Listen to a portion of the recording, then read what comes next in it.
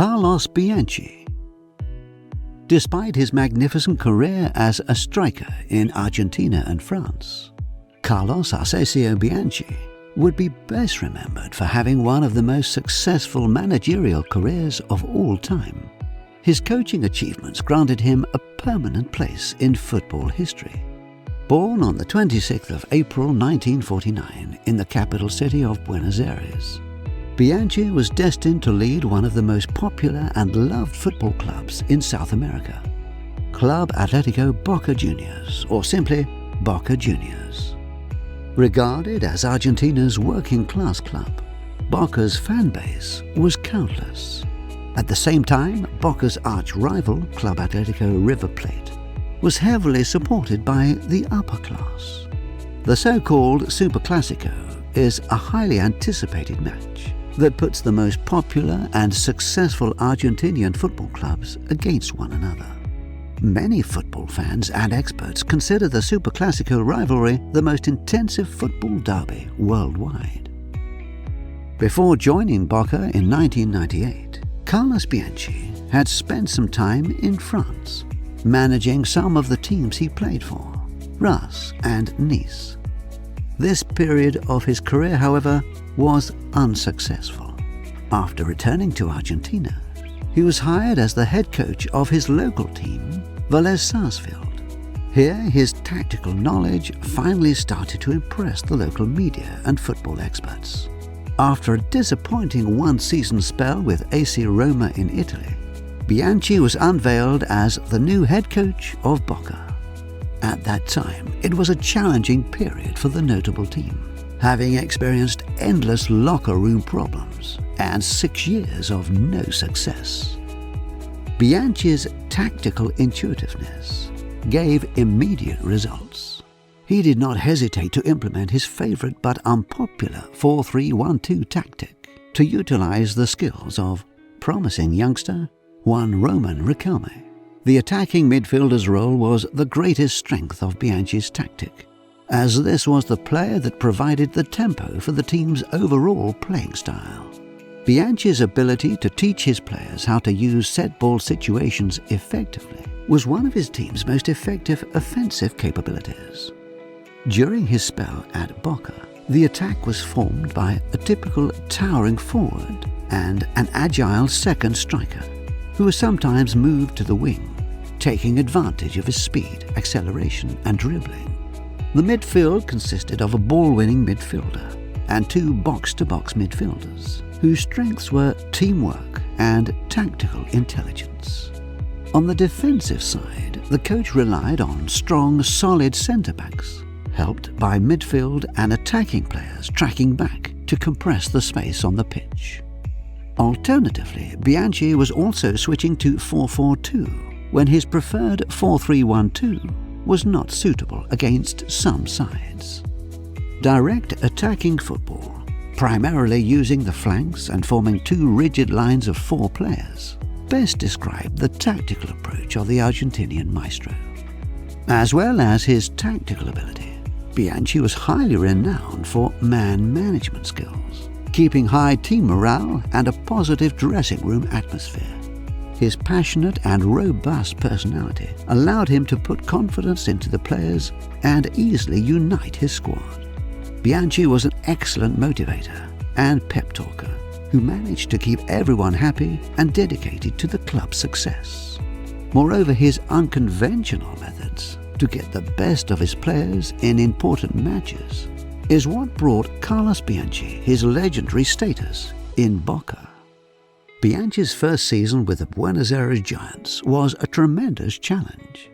Relying on his unorthodox philosophy, he got rid of big names such as Néstor Fabri, Diego Latorre, and even the global Argentinian superstar, Claudio Canigia, whose poor attitude provoked tons of dressing room problems. The most significant departure was the one of Norberto Solano, who decided to try some European football and joined Newcastle. Despite all these departures, Bianchi swiftly managed to fill the squad with talented and ambitious players such as Jose Basualdo, Antonio Barrico, Walter Samuel, Jose Pereda, and Hugo Ibarra. Luckily for the head coach, he inherited a full squad of talent. Sebastian Battaglia, Fabio Colacini, and the prolific goalscorer Martin Palermo were all young and promising players. At the same time, Oscar Cordoba, Diego Canho, Guillermo Barros-Schelotto were more experienced and tactically astute players. Bianchi was the one who first noticed the enormous potential of youngster Riquelme, giving him a free role and the number 10 jersey. A big responsibility for such a young player, but one that paid off immensely. The 1998-99 season finally ended Boca's supporters' grief after 6 miserable years. Carlos Bianchi's squad performed exceptionally in Apertura and Clausura tournaments, the 2 sub-leagues of the Argentinian Primera Division Championships, winning both and setting up a streak of 40 matches without losing. Juan Roman Riquelme, Guillermo Barros-Schelotto and Martin Palermo, who scored 32 goals in total, were unstoppable, forming the most potent attacking trio in Argentina at that time. The successful campaign earned Boca a place in the most prestigious club tournament in South America, the Copa Libertadores. Before the Bianchi era, Boca was a 2-time winner, but had failed to qualify for that competition for 6 years. This time was different. Boca easily won their group stage, demonstrating great confidence and tactical ability. Still, the best was yet to come. An easy win in the last 16 meant Bianchi's side was drawn against arch-rivals River Plate for a one-way ticket to the semi-finals. Despite losing the first match 1-2, the return match became one of the most legendary matches in Boca's history. They crushed River 3-0 after a brilliant tactical display by Carlos Bianchi. And finally, on the 21st of June 2000, Boca Juniors won their 3rd Copa Libertadores Championship trophy after a penalty shootout against Palmeiras. Their tremendous success in Copa Libertadores secured Boca's place for the Intercontinental Cup 2000 against the mighty Real Madrid on the 18th of November. Weeks before the clash, Boca Juniors won the Apertura tournament again and headed to a long-awaited treble. However, to secure it, they needed to prove they were better than Rual, Luis Figo, Iker Casillas, and all the other star players Real had at that time. The atmosphere at the stadium on that evening was sensational. Over half of the supporters at the stadium were passionate Argentinian fans who had travelled the long distance to Japan, where the match took place, to witness the most unforgettable moment of glory of their beloved club. And what a start it was for Boca. They got an early 2-0 lead within just 6 minutes. Real Madrid were unable to recover and ultimately lost the match. Boca's entire staff swarmed the pitch with the final whistle. It was yet another pure masterclass of Bianchi. Once again, the most influential players for him on that night were his number 10, Riquelme, and number 9, Martin Palermo, who scored a brace and was chosen for the tournament's best player.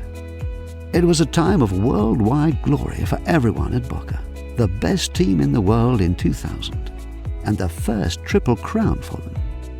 Boca's impressive results and the players' superb form attracted the attention of numerous top clubs, and Bianchi could not prevent the departures of Martin Palermo to ambitious Spanish club Villarreal for €7.6 million, and the solid defender Walter Samuel for about €20 million to AS Roma, Boca's highest ever transfer fee received.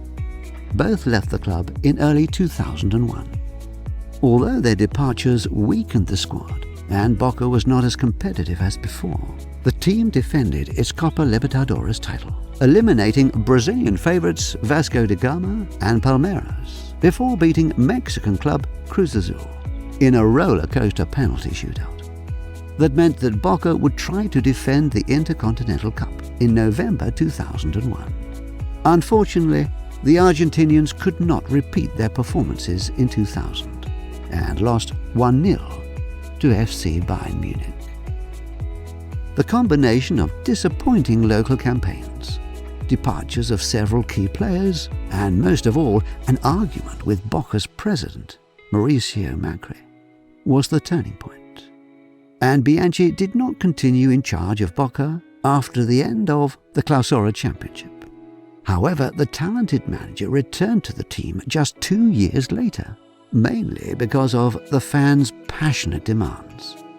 In 2003, he was once again appointed as Boca's manager and instantly made a significant impact on the team's performance, acquiring another Copa Libertadores Cup after an overwhelming victory against Brazilian team Santos, 5-1 on aggregate.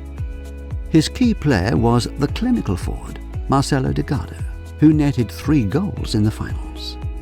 Delgado was yet another talented footballer signed under Bianchi's management in 2000, and the most expensive arrival in Bianchi's era, with a transfer fee in excess of €6 million. Following their magnificent march to the Copa Libertadores, some of the leading players were sold abroad. That did not stop Bianchi's success, and his excellent coaching skills led the team to win the Apertura in 2003, and another Intercontinental Cup clash against another European giant, AC Milan. Bianchi's perfect tactical approach confused the Italians, and after another dramatic penalty shootout, he won the Intercontinental Cup 2003. That meant a second treble as manager of Boca Juniors. It was the last major title he won with Boca, although he led the team to consecutive Copa Libertadores finals, and in 2004 unexpectedly lost to Colombian team Once Caldas. Undoubtedly, Carlos Bianchi was a brilliant one-of-a-kind coach. Despite failing to succeed in Europe, he set records and won challenging games that only a few managers managed to at that level. His ability to withstand heavy pressure and courage to make unexpected tactical moves during critical moments delivered him deserved glory. Carlos Bianchi's outstanding achievements with Boca cemented his legacy and left a special place in supporters' hearts.